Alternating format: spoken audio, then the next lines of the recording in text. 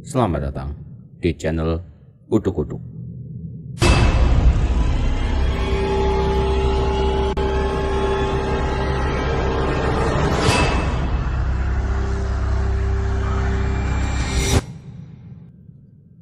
Pernahkah Anda mendengar nama Gunung Kemukus? Nama Gunung Kemukus dikenal bukan hanya sebagai tempat ritual pesugihan, melainkan juga sebagai tempat pesugihan yang mewajibkan hubungan seks dalam ritualnya. Inilah mengapa lama-kelamaan Gunung Kemukus berada di ambang dua status.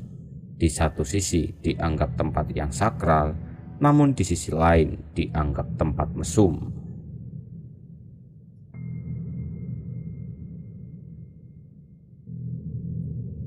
Semua orang pasti ingin kaya, tetapi tidak semua orang rela datang jauh-jauh ke Gunung Kemukus hanya untuk mencari pesugihan.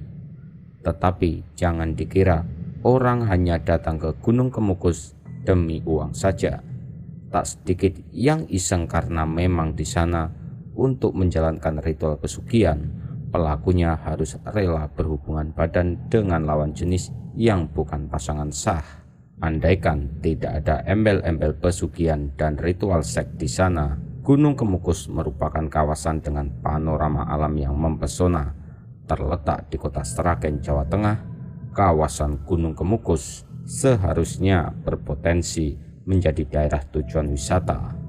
Saat ini memang sudah merupakan daerah tujuan wisata, tetapi tidak seperti daerah tujuan wisata kebanyakan.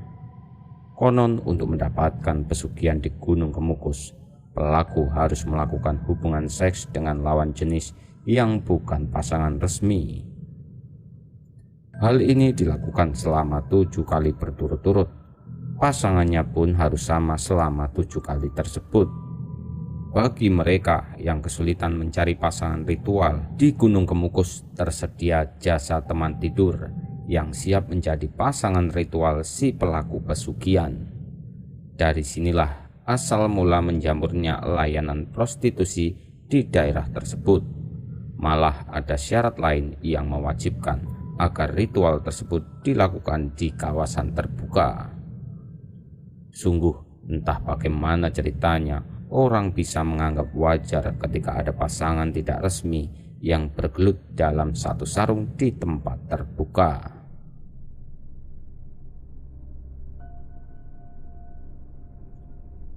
Asal-usul pesugihan Gunung Kemukus sendiri dikisahkan bahwasannya pada zaman Majapahit pernah ada seorang bangsawan bernama Pangeran Samudra. Cerita bermula ketika Pangeran Samudra jatuh hati kepada ibunya sendiri yang bernama Dewi Ontrowulan. Sang ayah yang murka ketika mengetahui hubungan tersebut langsung mengusir Pangeran Samudra. Dalam perjalanannya, usai pengusiran tersebutlah Pangeran Samudra sampai ke Gunung Kemukus. Tak dinyana Dewi Ontrowulan menyusul sampai di sana. Keduanya yang konon tidak dapat menahan rindu langsung melampiaskan nafsu saat itu juga dan diketahui oleh para warga. Penduduk sekitar marah besar dan merajam keduanya hingga tewas. Baik jasad Pangeran Samudra maupun Dewi Ontrowulan sama-sama dikubur di sana dalam satu liang lahat.